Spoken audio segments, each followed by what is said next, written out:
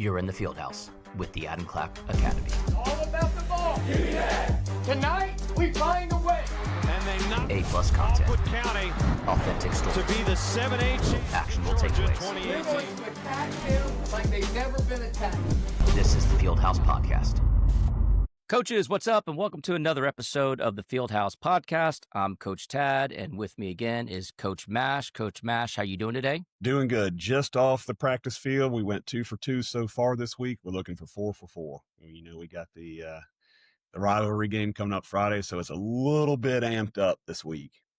Yeah, I know. We're right in the middle of the gauntlet of a 3-game series that is really going to test the team, but I know you guys are going to do everything that you need to do to prepare the team. I'm excited about the episode that we have today. We've got on, a fantastic guest, Kyle Farnsworth, former Major League Baseball pitcher, pitched for the Cubs, pitched for the Yankees, pitched for the Braves. And we brought him on because, today's episode is really all about discipline and what it takes to reach the highest level in sports. And I thought for a second, like, why bring in someone like Kyle when we have someone like yourself, Coach Mash, who exemplifies discipline, right? How's that discipline been treating you? You hitting the gym every single day? You waking up first thing in the morning and making sure you're doing that? Every day.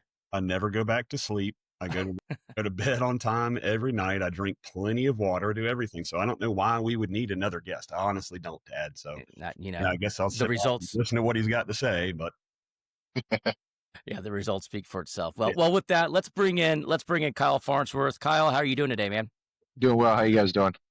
Doing good. Great. Thanks for taking the time to join us today. For those that maybe aren't familiar with you, I want to just take a step back before we jump into the major league times, and I want to talk about your early days. So take us back to when you were in high school. What sports were you playing, or even earlier? When did you really start getting involved in sports and knowing that, hey, this was eventually going to be a career path for me?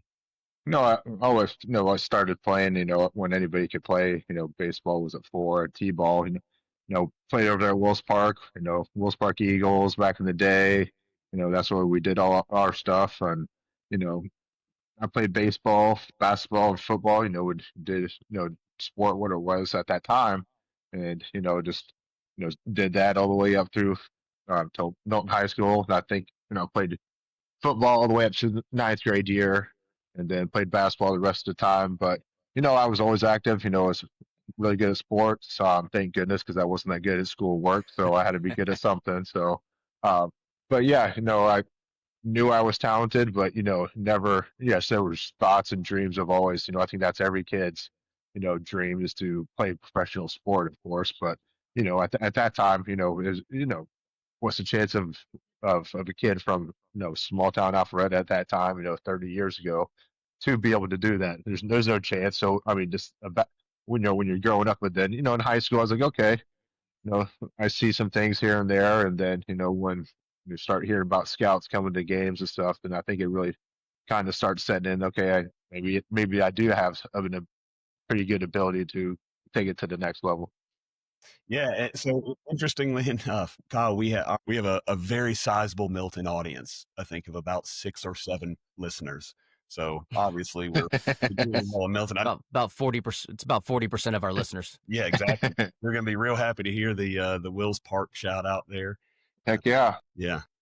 So let me ask you, in high school, I hear you're playing football, baseball, basketball. I'm so kind of curious because today, especially for these high-level elite high school athletes, there's a lot of pressure to really start to, focus in and specialize in one sport. How did you manage, what was it like? How did you juggle all that? And still, well, maybe school didn't seem like that was something that was really there for you, but you still had to manage it at the time. You got to get through it. So, how did you do that? First, having 2 great parents to be able to take me to the games, practices, because there are 6 of us in our family. So there's 3 brothers and 3 sisters. So, and they were both working. So, they were running around all over the place, picking up. So, I have to credit, most of the credit goes to them to be able to, provide us with that opportunity to take us here and there and get us ready for, school, work, or, going to sports and stuff like that.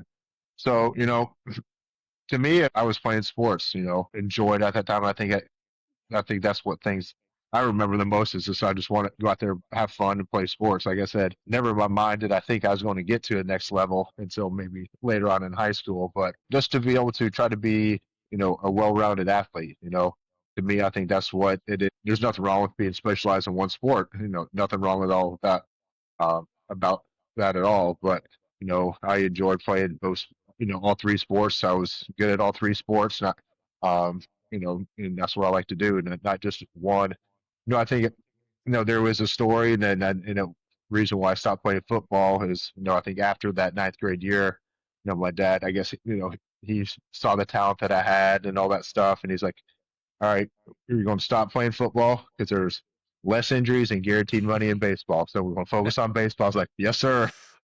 Those are two very good things. Yeah. So, football really was my sport. I mean, I loved playing football. I loved hitting people. I enjoyed it, but, his decision and that choice was correct. There's a big contrast, I think, between youth athletes today and youth athletes 30 years ago.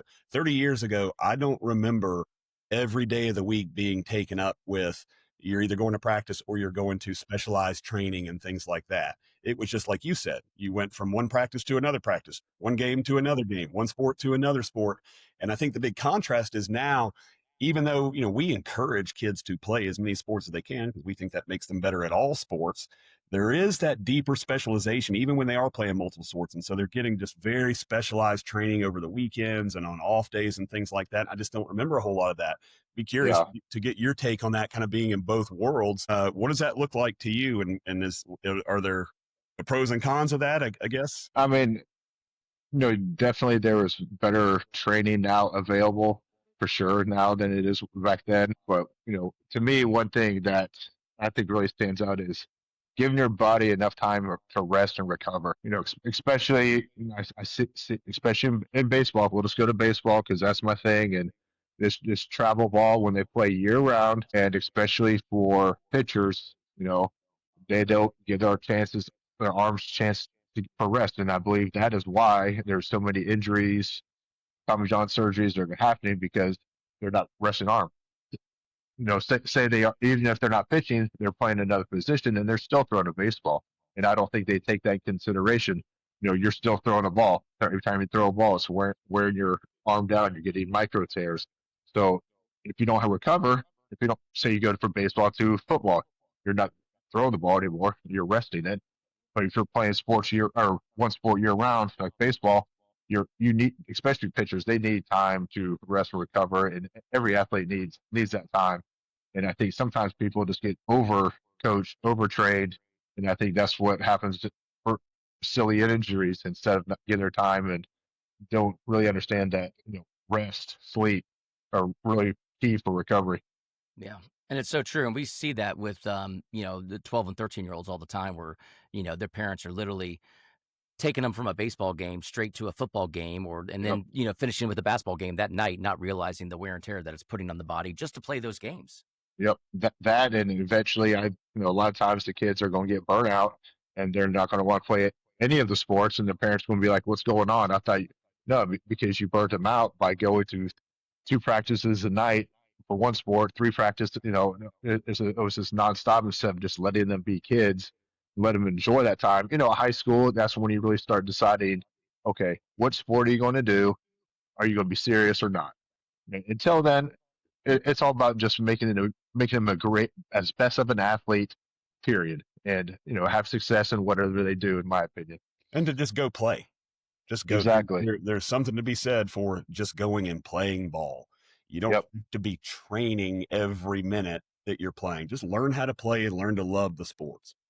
Yep, for sure. You touched on it about what kind of helped push in the direction to kind of focus on baseball. But, as I look back on, kind of your journey going from Milton High School, going to Abraham Baldwin Agricultural College in Tifton, and then going to the Cubs, that I just kind of curious, like, at what point in your career did you realize, yes, I've got a real chance here to make it in the majors? So I got drafted out of high school. Back in the day, it was called a draft and follow in the 47th round by the Cubs. So I guess I really started realizing that, go back to that question, when scouts started coming and, I was there and I was getting letters from organization saying, "Hey, blah blah, we're interested." I'm like, wow, I'm getting a letter from. I remember one was from the Marlins. I'm like, the Florida Marlins sent me something. They were interested in me. Like, wow, okay, this is getting serious. So yeah, I get drafted out of high school. I didn't think I was ready to go to the minor leagues yet. So back then, the team could draft you and have rights for you until the next draft. And if they liked what you did at college, and they would sign you. So again, going to a JUCO, it was only 2 years, so I could sign with the Cubs. If I went to a 4 year, I would have to wait till I was a junior. So then they signed me after A-back, and then I went to A-ball, and then it's really college. Yes, on your own in college and stuff like that. But then when you go to professional, it's totally different night and day. They don't, So I mean, you can get into that to a whole lot more, but yeah, just to be able to know that okay, now it's serious, and now it's see who's going to be able to keep going level to level. Yeah, I got to imagine that was the Cubs. You were in Correct. the system. Were you on roster ever at the same time as another local kid, Michael Barrett?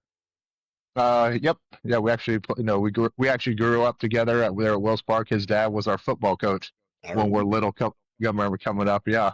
Yeah. So he went to Pace Academy, and yeah, we actually played against each other through the minor leagues. And actually, in the big leagues, and we're actually teammates with the Cubs at first stint as well. I think it was 2004, I believe. I can't remember, but yeah, no, it's pretty cool to be able to have someone from the same hometown playing together and stuff like that. There's a lot of great athletes around here now. They're all over the place, so it's really cool seeing that. But then who would have thought that two Alpharetta boys, and at the time Alpharetta was farmland, Nothing. Exactly. on the same major league roster. Yep. No, it's crazy. That's just what happens when, yes, you have to have talent to get to that certain level, but talent only takes you so far. It's putting the work in, sacrificing time, sacrificing going to parties, sacrificing going to spring breaks, eating right, training, resting, doing all these things that I've been working with kids for the last 10 years, and I see a lot of them don't do this, and they think they're going to be able to get to the level. And to be honest, and that's one thing I've always tried to be honest with kids. I'm like, if you don't change what you're doing, there's no chance you're going to get there. No, that for me as a coach, I want to be honest with them so they know where I'm coming from. Because the last thing I want is it's going to be okay, little Johnny. That's the last thing athletes need, in my opinion. They need to be told the truth so they again know where the coach is coming from. To have that mutual respect, but still the coach is there to help you to get better. And I want to lean in right there on that, what you just hit on, which is, kind of, the point of this conversation today, and that gets into the discipline, right? You just hit a lot of sacrifices that you had to make on a daily basis. I'm curious as to how early in your career did you start developing, the routine and discipline that you would need ultimately to play in the majors? Probably toward senior year in high school and stuff. I started doing martial arts as well to help with, balance and control. So I would go take Taekwondo. I'd work with the rest of the soul, Don Valentine. He really helped me out a lot. My dad found him for pitching and helped me get seen. So I would do baseball training with him. My brothers, they got me into starting to lift weights. Lifting weights back then for a pitcher was kind of still frowned upon. But I started lifting and I started seeing changes, and not really until in the minor leagues, but that's where it really started happening. Is watching my older brothers. They were lifting weights and they were taking back then it was the Myoplex shakes and the old time creatine and stuff like that. So I started following what they were doing, and that just carried on. And I think it really started in college out of AVAC because we had to go lift. And I started enjoying it, and I started feeling stronger. I started throwing harder, and just be able to lift weights, staying flexible, the proper nutrition, learning more about that. And, it just got more, started getting smarter, or just learning more and just getting better before going went down. Yeah. What were some of those sacrifices you had to make in order to stay in your top peak shape? Well, I mentioned spring break. I never went anywhere on spring break. I see kids always going, you see it. No, it's vacation time. We got to go. I'm like, all right, well, that's not how you get to the top level. That, vacations, never went on vacations. Pretty much anything, any spare time I had was, just trying to, how can I get to that next level?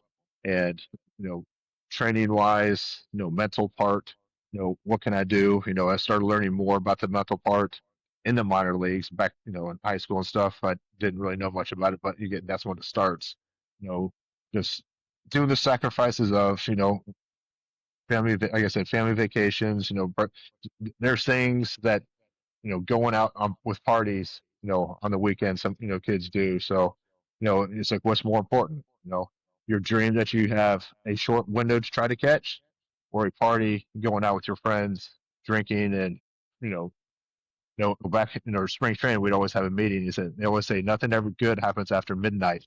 So if you're outside, and so just stay away from that stuff. I had my fun. I did stupid stuff too, but I was very fortunate to have good people around me to help me get back on right tracks and stuff like that. But dedication, sacrifice, discipline are huge. And if you aren't able to do those, you're not going to. And at any level, whether it's business, school, sport, if you don't have dedication, focus, and discipline in your craft, you're not going to get very far. I'm going to tell you what, I never once missed a spring break, and now I'm thinking maybe I should have. Tell me about, you mentioned the mental side of it, right? So tell me about, how did you start to sharpen and I mean, let's be honest, you're a pretty intense dude, right? You're pretty ready to go. I mean, I don't think there's, just being around there's not a game, even at the youth level, that it doesn't seem like you're ready to go. I see you taking notes, you know what the kids are doing, you got a game plan for everything. And I know that didn't just happen, post, or I know that happened early on, but talk to me about how did you start to develop and sharpen that mental mind? So first year in the minor leagues, it was called rookie ball, and my manager was Sandy Alomar Sr. I mean, his sons are Roberto and Sandy Jr. So just for anybody who doesn't know who he is, so great guy. And that's when I was like always in the gym working out, and he would always come in and say, "Don't forget to work your mind." And at first, I'm like, "What is he talking about?" He'd always say it to me, "Don't forget to work your mind. Don't forget to work your mind." And finally, I was like, "Mind?" I'm like, I know how to pitch. I'm in the minor leagues. I know what I'm doing. But that's where it really started. I started thinking more and more about it. Okay, mind. Okay, yeah, visual. Start working on visualizing your success, visualizing where I want to throw that fastball down and away before you throw it.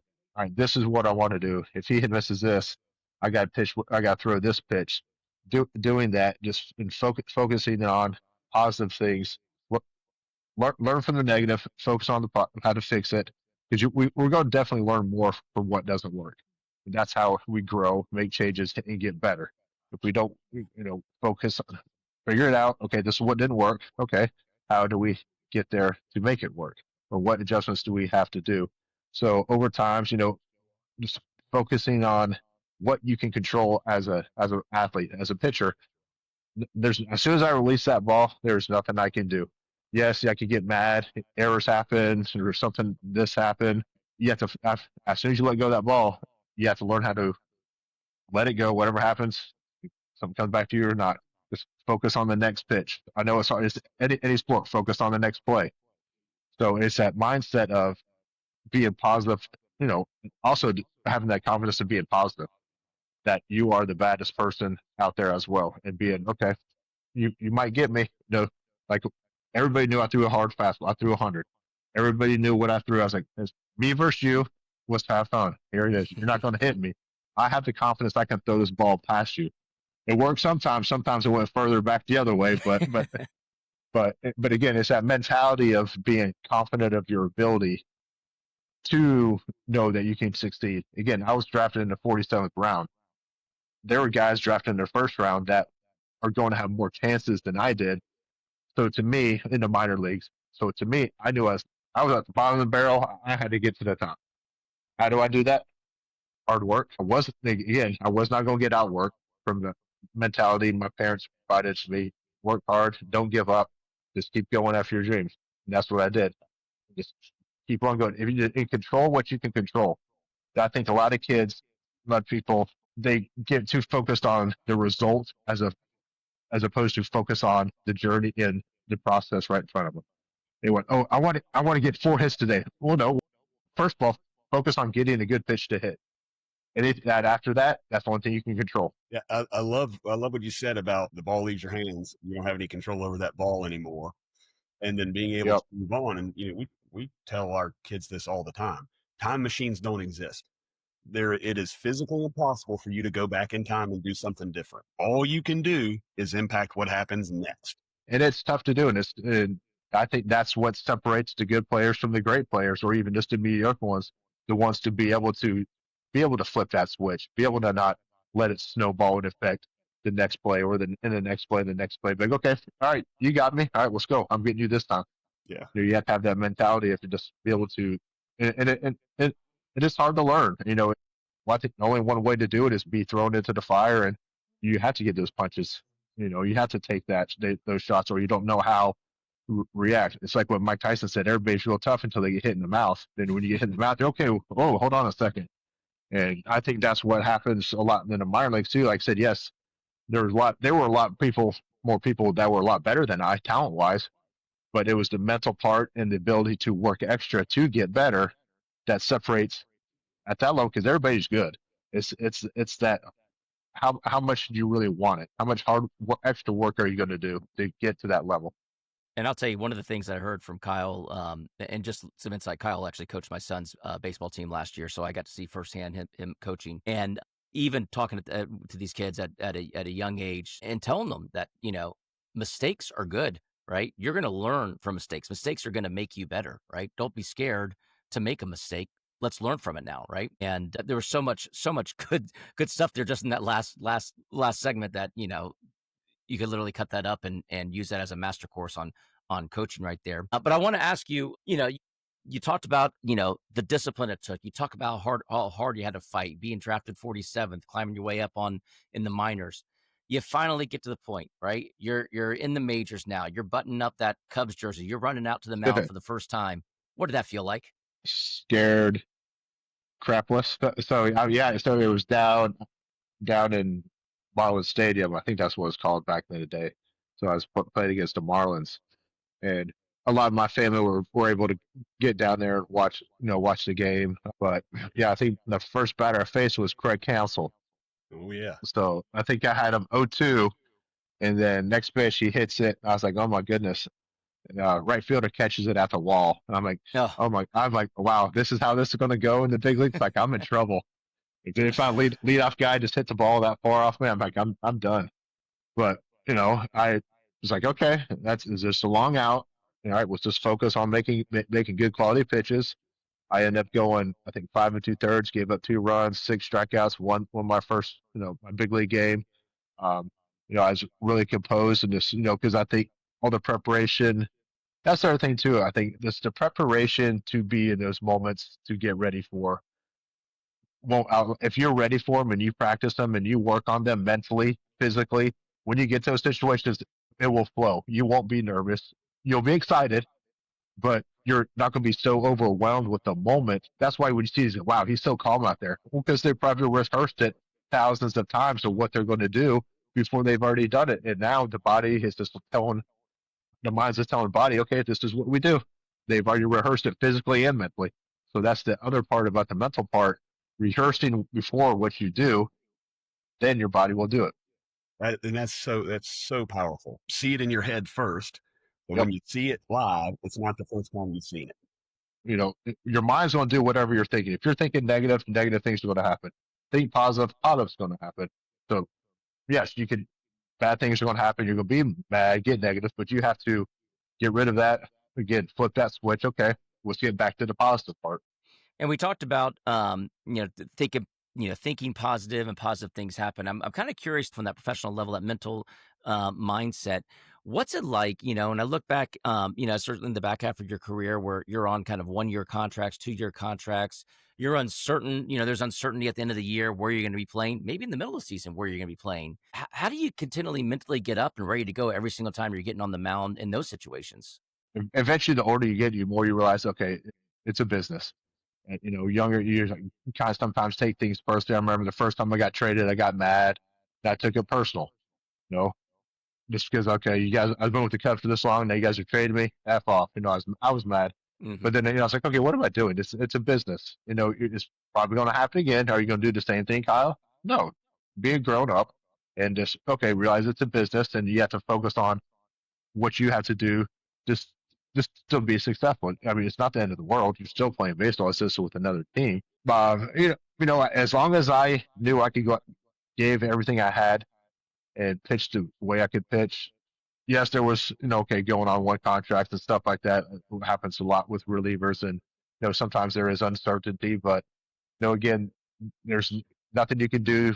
Can't control that, so there's nothing you can do. So again, that's negative energy that I try not to bring, because if someone wants me to do, but there's nothing I can do. The only thing I can control is my ability to perform to the best of my ability, and just let the pieces lay where they were. And I love that. Not letting, one, understanding the business side of it, but two, not letting an action of one team or one person affect you to the point that it tears you down and you mentally give up on yourself, right? Yep. You learn to eventually get over it. These are not things I can control, and I got to keep on focusing on the things I can control and keep on moving forward, right? Exactly. I want to talk about, changing the subject here, and talk a little about some of the coaches that you've had. And I want to talk a couple things. First of all, I want to talk about, from your perspective, what makes a great coach. And I want to look at it in two different levels. One, what makes a great coach at the youth level, and what makes a great coach at the professional level? Because I imagine the skill sets are probably a little bit different. Yeah, they are a little. I think what all good coaches have is this ability to communicate and be honest with their players. I think that's a main goal and key for any great coach. They should be able to be honest, be open with their players, tell them how it is, and still let them know that they're there for them to help them get better. I've had a lot of great coaches. One of them was Alan Dunn, who was my pitching coach pretty much all the way through A-ball, all the way through Double-A. So for about 4 seasons, I had him, and he really put effort into and show and was really there to help. And I think as a coach as well, the players, they want you to know that you're there for them, and you're going to help them do whatever they can. And Alan was one of them. I mean, I remember back then we were traveling on the bus, and I think we got to the hotel, and I had to throw a flat ground. And it was our off day, and we just got off the bus. I think we just probably drove about 8 hours, and it was hot in the south, and we were in the parking lot of the hotel throwing a flat ground because I was getting ready to pitch. I think next day or the day or after that. So I had to get my work in, and he was there to help me out. Coaches like that. There's so many different coaches out there that helped me along the way.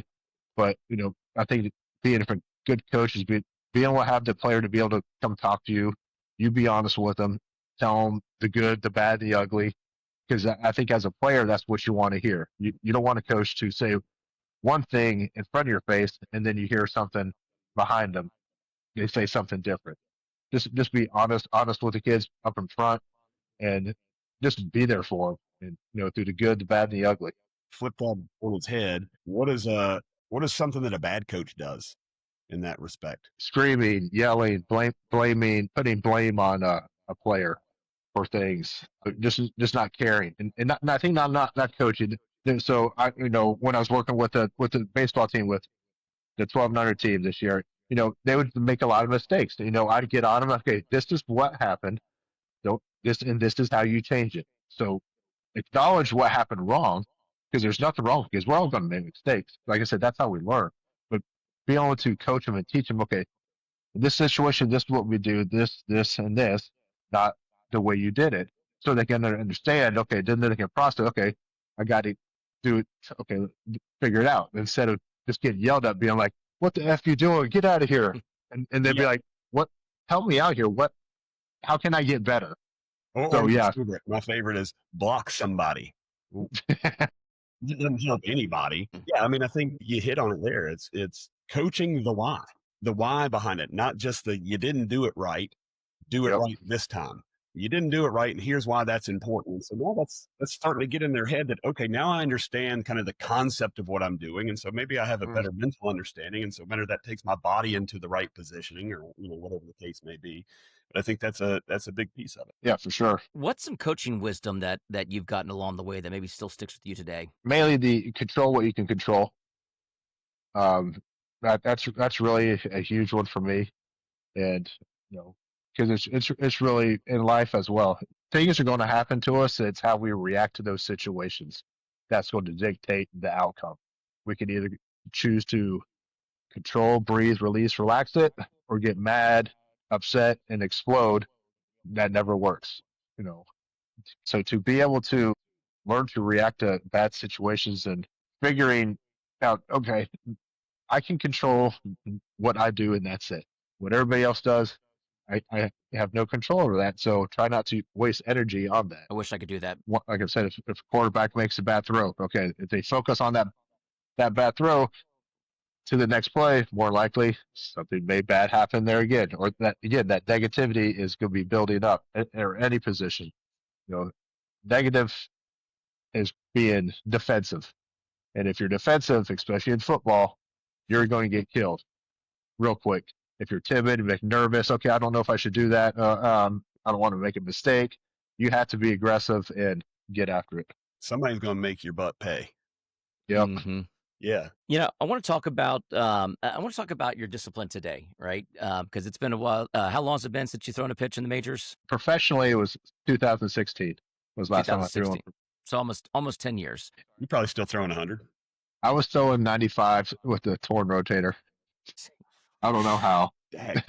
But clearly, the discipline and the routine you had on a daily basis has stuck with you. So many times, not to knock anybody, but Mash and I were talking about this. So many times you see former professional athletes, and maybe you haven't seen them in 10 years, and they show up on TV, and you're like, "Oh my gosh, what happened to that guy?" So I've seen a few. Just I know exactly. I've even played with them, and I'm like, "That's who? No way!" But yeah. So we've all seen it. And not that I'm anyone to not in a position to judge anybody. I certainly don't look like I did when I was 25. But you have certainly talking about focus on what you could focus, control. I mean, this is someone who has learned to evolve as time's gone, and you've had a really interesting post-career kind of journey. You first had a little minor stint in amateur football. You want to talk a little about that? What was the motivation behind that? Football was my favorite sport, one of my main ones, and I kind of dabbled in when I was actually playing baseball. I was actually trying to train to try out for a team, just like as a tight end. So I did try to be like a Brian Jordan or Deion Sanders, but it didn't work out. So thank goodness. So when I got released by Houston in 2014, I was like, you know what? I don't want to look back at myself in the mirror when I get older and like, I wish I would have done this. I wish I would have done that. Wouldn't have an opportunity. So like, I'm going to go back home to Orlando. Looked up, semi-pro football team. So I was like, I'm going to go try out for one. So I, found one in Orlando, found an open tryout, and I was like, all right, what's the easiest position to learn? I haven't played since freshman year in high school, which was probably 1992. I'm guessing, or one. I don't know. So anyway, a long time. So I was like, all right, there's defensive end and tight end. I was like, I don't want to get hit because I know they're going to be going after my knees. So I was like, defensive end, you just contain and hit the quarterback. I was like, I can do that. So tried out for defensive end, made that, made the starting roster played for 5 years, made 2 all-star teams, 3 bowl championships, 2 league championships. Good Lord. A blown out knee, blown out shoulder, and I wouldn't change it for anything. Oh, that's awesome. I remember seeing around that time some of the stuff you were putting on Twitter, and I saw some of the clips, and I thought, what is happening? What am I watching here? Well, Kyle Farnsworth playing football with grown men, and it was just, whoa, what is going on? No, it was a lot of fun, and it was real good competition. And these kids were out of high school.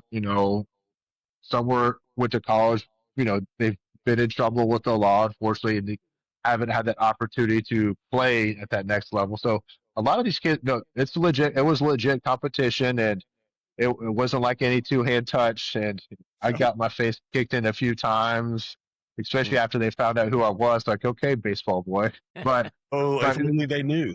But yeah, it was a lot of fun.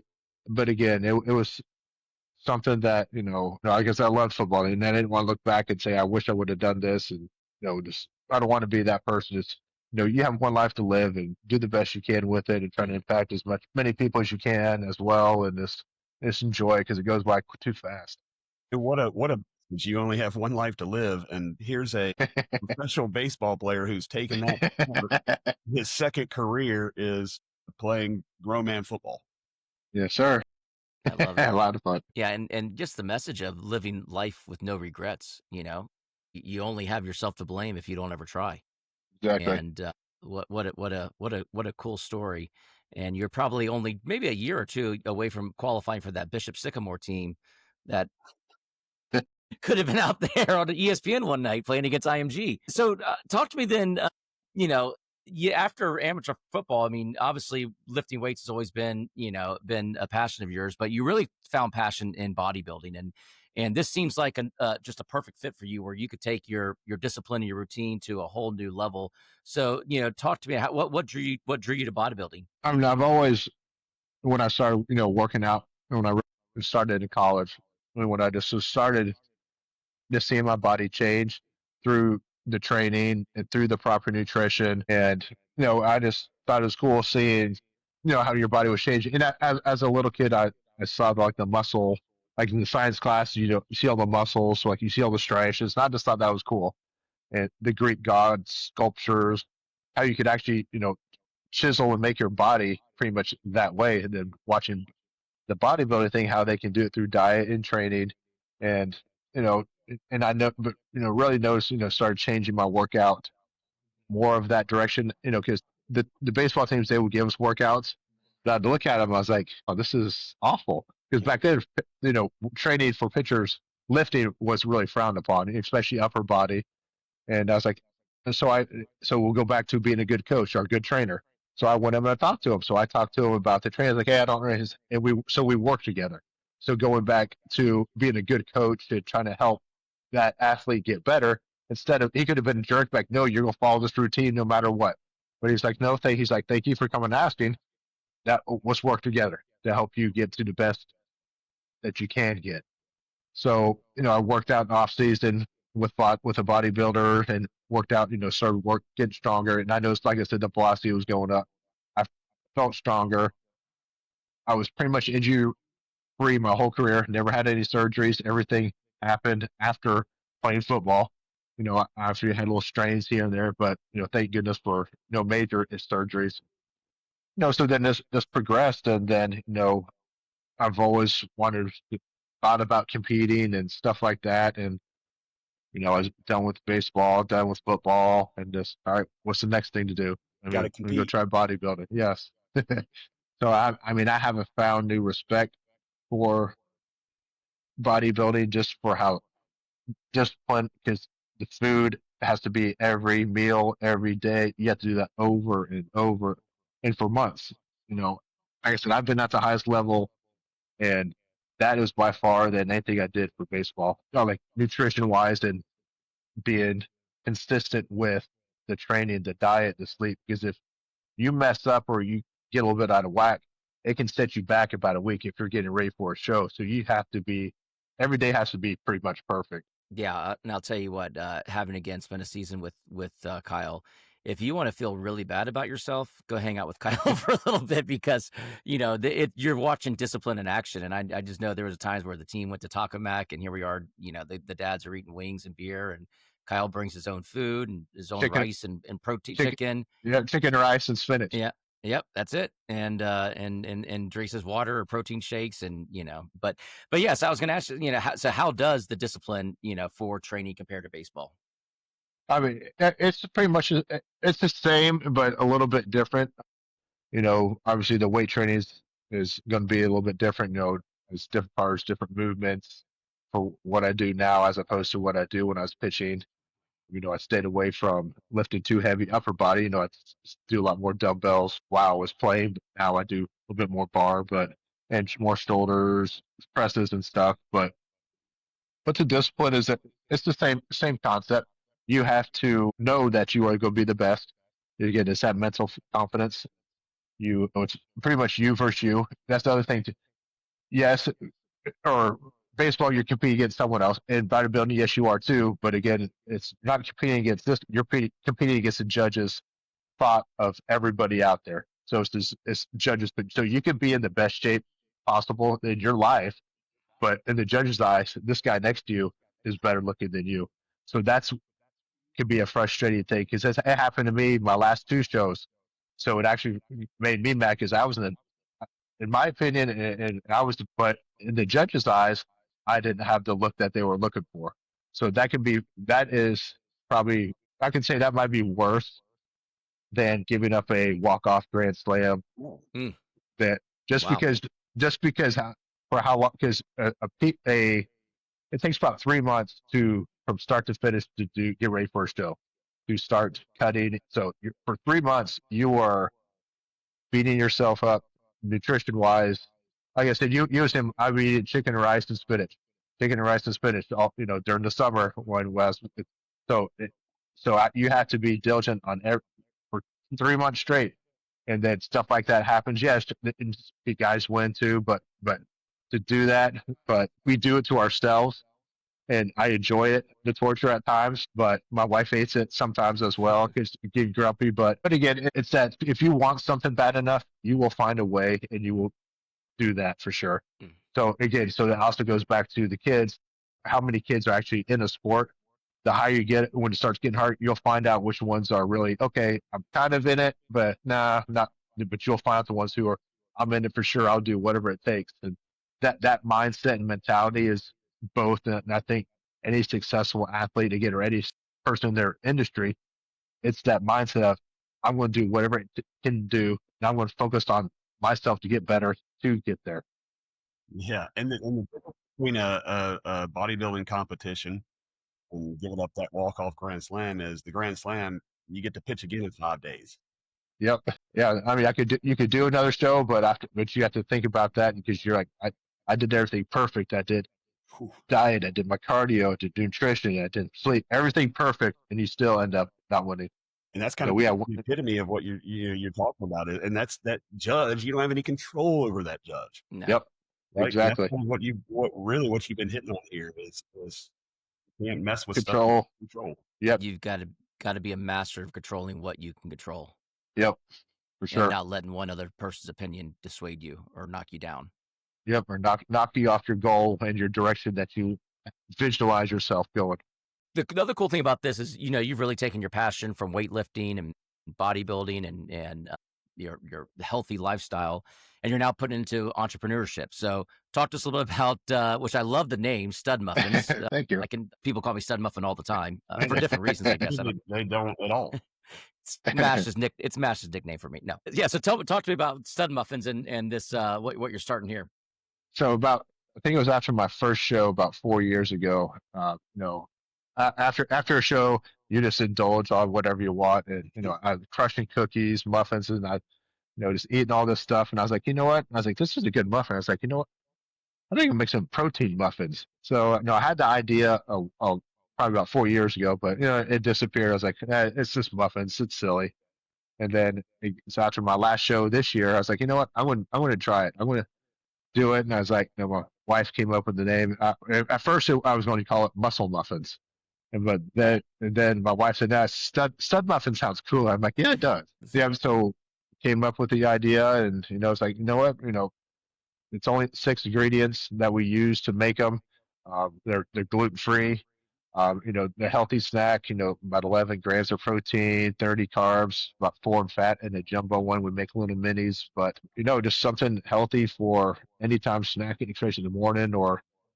For travel ball, for example, they get up at 6 in the morning and, some of the stuff I see the kids eat, oh my goodness, it's like Skittles, soft drink. I get it. It's convenient and they're kids and this and that, but just to try to have for anybody can buy obviously the muffins, but just something that's more of a healthy option just for how, our society is so I mean, I hate to say it, but it is. It's very overweight, and with all the processed foods and sugars and all the crap that's out there, and especially as an athlete, it's like a sports car. You don't put 87 octane in a Ferrari. You're going to put 93 with high octane, or it's going to clog it up. Our body's the same way. We're going to perform how we fuel it, and the fuel is our food. We put crap in it, we're not going to perform to our ability if we, as opposed to we put clean, good food. And I know that's part of taking that sacrifice or that commitment to get to the next level. You can't eat burgers and McDonald's and expect to perform at your peak level and get there. You have to do it the correct way, because that goes along with, again, the physical part, the training, the mental, the nutrition, again, the sleep, recovery. There's so many things that you have to do. You can't just do 2 or 3 and forget the other ones and expect to get to the top. I got a football team up in Lilburn, Georgia, who is always looking to get better nutrition. So I might look into the stud muffins. Yeah, for sure. I mean, we'll do delivery and stuff like that for sure. We're going to be wrapping up here, but I wanted to, if you don't mind, to kind of go through a couple of rapid fire questions with you. So first one, these are kind of fun, right? So the first one is, who's the toughest hitter you ever faced? I'll say Miguel Cabrera. That's a good one. And at one point, you gave me a little anecdote. What was your record against David Ortiz? I believe it was 0 for 23 with How about that? About 13 strikeouts. It was fun because after a while, and it happened to I owed Adrian Beltre as well. So after a while, he was like 0 for 29 off of me. It was crazy, I don't understand that. But after a while, I started figuring it out. I was like, okay, all right, now he's 0 for this. I was like, I can't let him get a hit off me, because I was like, I guarantee he knows too. He's because pressing, right? So it's one of those things. But yeah, when I was very fortunate, but there's a lot of other guys that definitely got their hits off me that they didn't get. Well, those are 2 guys that say they didn't, so that's good. Exactly. All right, what about this one? That's maybe a little harder. What was your favorite team to play for? Favorite team. I think the 2003 Cubs. That was a real fun group when we almost got to the World Series. We would just do everything together as a team. We would go out together, eat together. We just felt so close and connected. And obviously we had a great team, but yet the way we hung out together. I've been on teams where group here, individual here, everybody's just all over, and they're just there just to play the game and go home. But we had real chemistry that year, and just a great group of guys, and it was a lot of fun. It matters. That chemistry matters. You want to be there. Yep. And it's not a chore to be there around the teammates in the locker room. That matters. That kind of can set the tone for your day. Yep, it can be a virus. That's why that kind of attitude spreads very quickly. Mm-hmm. All right, what's your favorite lift in the gym? Probably squat. I love squatting. I I don't do it as heavy as a more because my back, but I don't need to do it as heavy anymore. But probably everybody squat. I love squatting. My lower half was my pride. That's where my power was. Yes, it comes from the arm too, but one thing I really worked hard on was my lower half and that foundation, and using strength through the ground to help. Again, I think that's what helped with keeping arm injuries, being able to use my lower half and my total body, and definitely say squat. Your quads are about as big as an average size shortstop. This is true. And little unknown fact here, he'll send out tweets every now and then with him, working out, and he always says, never miss a leg day. And I kid you, when I'm having a gym and I really don't want to go and it's leg day, I'm like, Kyle says never miss a leg day. And so it motivates me to get up to the gym. So good. Again, my legs don't look anything like yours, but hey, remember there. It's you versus you. That's it. One versus Kyle had. You versus Kyle. Yeah, 1% better every day. 1% better, yeah. All right, so I don't know if you know this, Kyle, but you have a bit of a reputation or notorious for getting into some fights, some street brawls kind of stuff. Yeah. So looking back, what's the best fight you've ever been in? On the baseball field or like in a real field? Your choice. Your choice. No, it was obviously the Paul Wilson fight, but the pile drive. Yes, the pile driver. So I guess I'll do the story so that everybody knows the reason why this happened. So Paul Wilson was the pitcher for the Reds. Mark Pryor was pitching for us. So Mark Pryor hit Jason LaRue, the Reds catcher.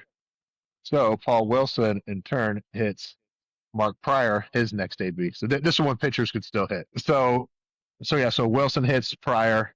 So it's, we're in the bullpen. It's a day game. It's hot as crap. It's during the summer. I probably had too many beers the night before too. So I was just probably just miserable down there, hot, sweaty. And then, get called to come in the game. I think we're losing 3-2 and it's the seventh inning. The first guy gets on, so I think there's no outs. And so Paul Wilson comes up. Nope. Any non-baseball person I think would understand. Runner on first, no outs, pitcher's up. What's he going to do? Bunt. Okay. My job is to throw a strike to just let him bunt it. That's what my goal was, but it slipped and went up and in on him. So it went to the backstop. My catcher vacates home. So as reaction, we cover the empty base. So the runner goes to second. So I'm just walking. So you will see me walk forward, but I'm just walking forward just because home base is unoccupied. It's just a natural instinct. That's what you're taught. So he looks at me. Can I say cuss words? Yeah, sure. Go ahead. Okay. So he looks at me. He goes, "What the fuck are you throwing at me for?" I was like, "Fuck you, motherfucker! I'm not throwing at you." And that's when he throws his bat. And I'm like, "What the heck?" So I throw my glove and I meet him first, take him up, slam him, and end the story. So, oh my gosh, the absolute textbook form tackle. Thank you. Yes. Back to football days. Yep. That is so funny. Yeah, I guess at that point when you throw your glove down, you're committed, right? You're like, there's no backing down now, so I'm just going. He thought he was committed, but he had doubt, so he backpedaled. Let me tell you what, too. That play, fight, whatever you want to call it, surprised no one in Alpharetta. A reputation for falsely. Yeah. So, well, let me wrap it up here. I want to get your advice on two things. One, what advice do you have for young athletes who are looking to take their career as far as they can take it? Write your goals down, and if you're really serious, write your goals down and really go after them. Don't do things that are behind closed doors. Just don't go through the motions. I know it's a lot of things, but because there's a lot of kids that say yes, they want to get to the next level, but you have to be really committed to do it.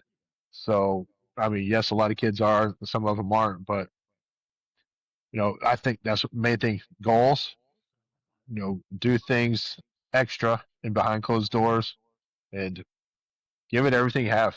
That's it, and just see what happens. I mean, you can't be afraid to fail. You have to just go out there, play your heart out, give it 100%. Just leave everything on the field. That's the best thing to do. And what about advice for young coaches? Be there for your players. Again, teach kids how to do things. There's a lot of kids that I train. I ask them to do a stretch or do a drill, and I ask them, "Do you know what this drill is for?" I was like, "Coach, ever told you?"